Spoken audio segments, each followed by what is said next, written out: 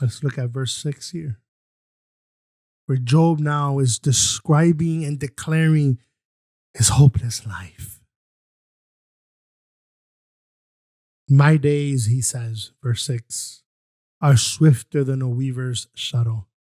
And so you'll notice in verse 5, we started talking about his flesh was clothed with worms. Well, he keeps that metaphor of clothed now with the word weaver. Do you see that? He says, my days are swifter than a weaver's shuttle. It sounds almost like a contradiction here because he's been talking about long, agonizing nights. And here he says, my days are swifter. The word swift here means fast. The shuttle on the machine of the weaver goes back and forth and it's fast. What does he mean? Well, he's changing now. His perspective is getting more specific here as to not just his days, but his entire life. He now sees, he's looking back. He feels because he just described his physical condition. He thinks he's about to die. And he looks back at his life and he says, that was fast. That was like the shuttle on the machine of a weaver. It's, where did all my days just go? How do we know that? Well, look what he says at the bottom of verse 6, and come to an end. That word there, end, is talking about finality.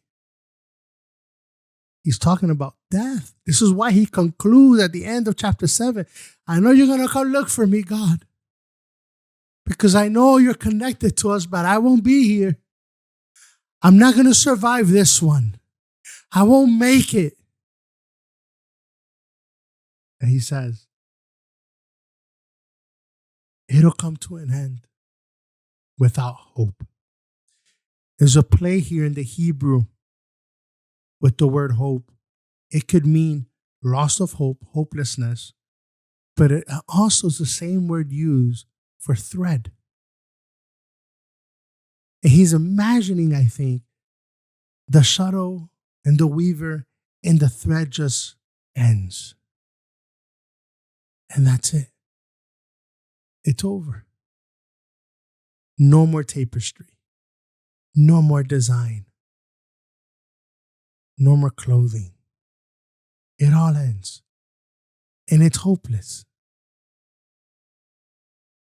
Well, is it hopeless? No, it's not hopeless. Not if you have Christ. Now, if you live, and this is a remarkable thing, if you live without Christ in your heart,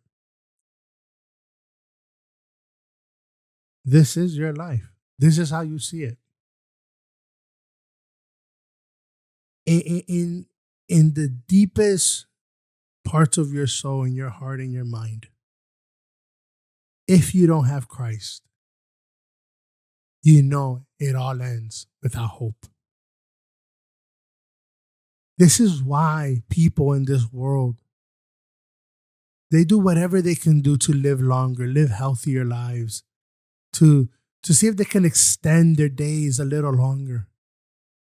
Because the abyss is scary. They don't know what comes after life. And so they extend it and they extend it. There's a saying that goes, there are no atheists in a foxhole.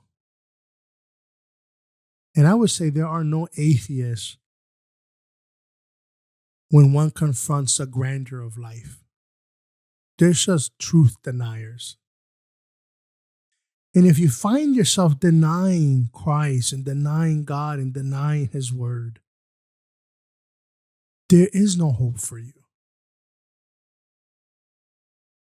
But if you believe in Jesus Christ and you're a Christian today, you know the hope that you have. Need I remind you that you might suffer? Paul says in one of his letters, he says it like this. He says that you might suffer light affliction. Light. Paul, you got martyred. Oh, that's light. Compared to what it could be, oh, that's light. Paul said, I look at all of this world and it's nothing to me. Christian, you have to get to that point in your life. You have to get to the point in your life. I have to get to the point in my life where this world is nothing. I'm not saying that it's what Job says. It's not futile. Or you could still enjoy the wine and the oil. You can enjoy the wonderful things God gives us, but you're not attached to them. You've got your hope set on Christ. And if you do not have Christ in your heart, there's no day like today to say, God, save me. And when I say that, I mean you have to go to God Almighty. You have to exclaim, yell out for the one true God and say, save me.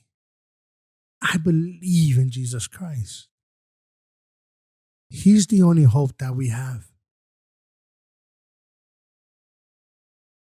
If you're on the fence about that, do yourself a favor. Read through the book of John. Just do that. Read through the book of John. And as you do, pray to God. Even if you don't know who God is, you say, well, they say there's a God out there. I believe God will use his word to speak to you. I do believe that.